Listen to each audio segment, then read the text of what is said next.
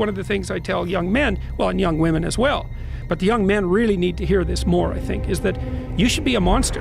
This is where we hold them! You know, because everyone says, well, you should be harmless, virtuous. You shouldn't do anyone any harm. You should sheath your competitive instinct. You shouldn't try to be too assertive. You want to take a back seat and all of that. It's like, no, you should be a monster.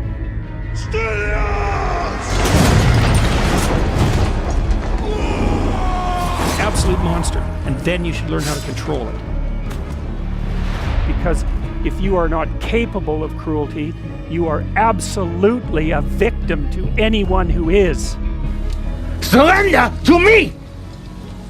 And so part of the reason that people go watch anti-heroes and villains is because there's a part of them crying out for the incorporation of the monster within them, which is what gives them strength of character and self-respect, because it's impossible to respect yourself until you grow teeth.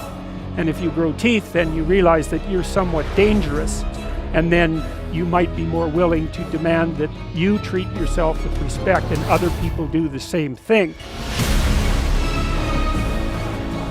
And so that doesn't mean that being cruel is better than not being cruel.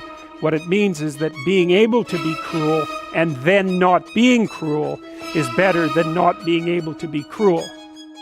And you know, a lot of martial arts concentrate on exactly that as part of their philosophy of training. It's like, we're not training you to fight. We're training you to be peaceful and awake and avoid fights.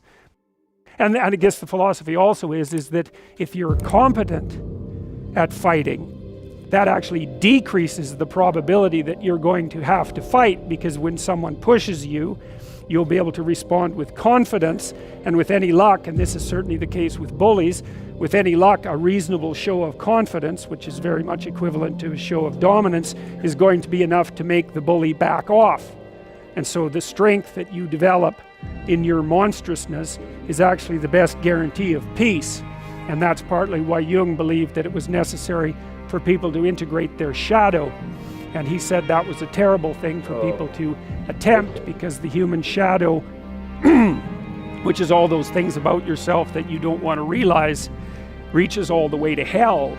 And what he meant by that was, it's through an analysis of your own shadow that you can come to understand why other people are capable, and you as well, of the sorts of terrible atrocities that characterized, let's say, the 20th century. And without that understanding, there's no possibility of bringing it under control.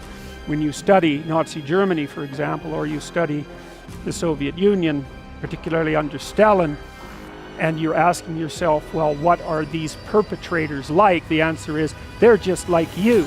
And if you don't know that, that just means that you don't know anything about people, including yourself. And then it also means that you have to discover why they're just like you. And believe me, that's no picnic.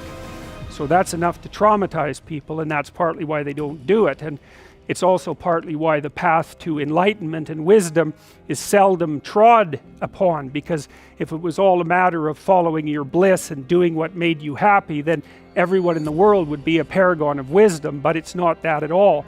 It's a matter of facing the thing you least want to face.